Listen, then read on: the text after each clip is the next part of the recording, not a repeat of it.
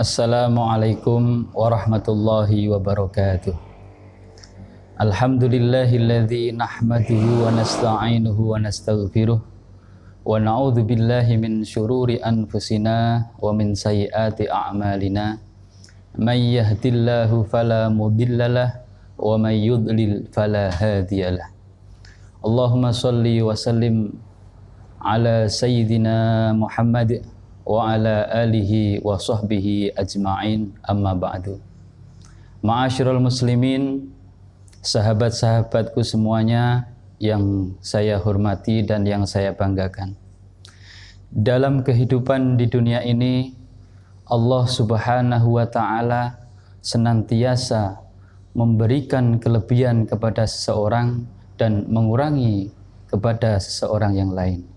Artinya, kadang-kadang Allah memberikan kelebihan kepada seseorang, akan tetapi tidak diberikan kelebihan itu kepada seseorang yang lainnya. Kadang-kadang kelebihan-kelebihan yang diberikan oleh Allah Subhanahu wa ta'ala kepada kita, apabila kita salah dalam mensikapinya, maka akan menimbulkan suatu kesombongan, akan menimbulkan suatu keangkuhan. Kenapa orang itu bisa sombong? Orang itu bisa sombong karena merasa dirinya memiliki suatu kelebihan.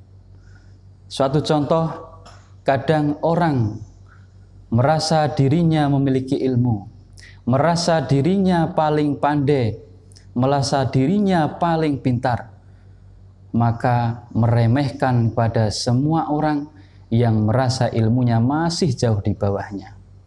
Ini sering terjadi pada kita, saudara kita atau teman-teman kita.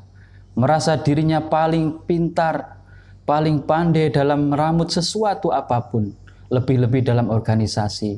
Suatu contoh, merasa dirinya paling mampu dalam berorganisasi dalam NU. Suatu contoh, merasa dirinya paling hebat dalam Ansor.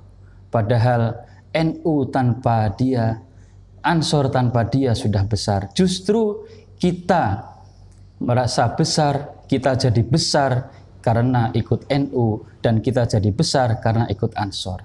Itulah kesombongan-kesombongan karena suatu karunia Allah yang diberikan kepada dirinya, akan tetapi dia tidak bisa mensikapinya dengan baik. Padahal baginda Rasulullah SAW bersabda, la yadkhulul jannata man kana fi qalbihi mithqala dzarratin min kibrin. Tidak akan masuk surga orang yang di dalam hatinya terdapat seberat biji sawi dari kesombongan. Maka dari itu, sifat sombong dapat menjauhkan diri kita dari Allah Subhanahu wa ta'ala. Sifat sombong dapat merintangi untuk kedekatan kita kepada Allah. Karena sifat sombong akan merasa dirinya paling baik, dirinya paling dan paling sebagainya, sehingga meremehkan kepada orang yang lain, orang yang tidak merasa pandai. Padahal sebenar-benarnya orang yang bodoh adalah orang yang merasa dirinya paling pandai. Terus bagaimana kita mensikapinya agar diri kita tidak ikut, dari hati kita tidak akan ada rasa sombong?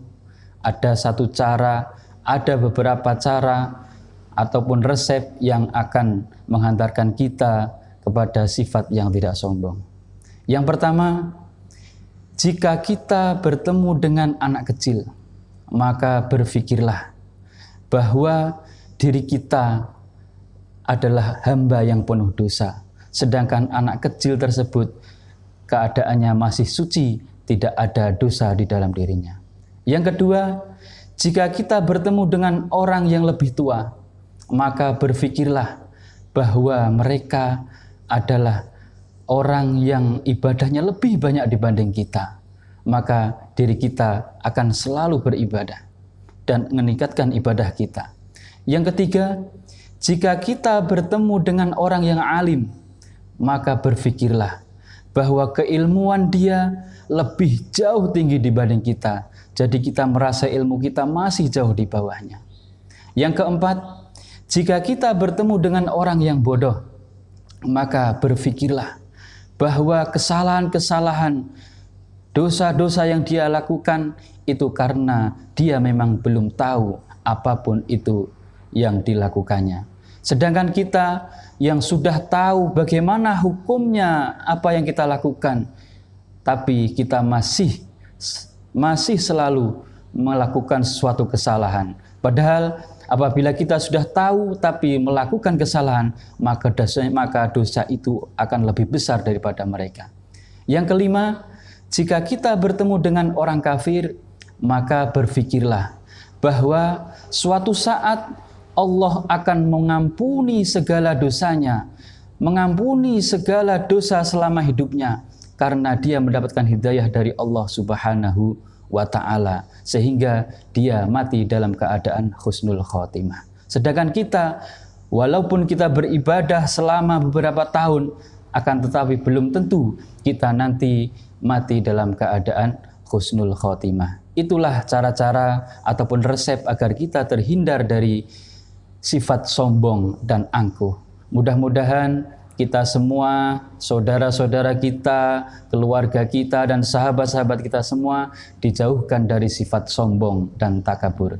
Demikian yang dapat saya sampaikan. Ada kurang lebihnya mohon maaf yang sebesar-besarnya. Wallahul muwafiq ila aqwamit thoriq. Wassalamualaikum warahmatullahi wabarakatuh.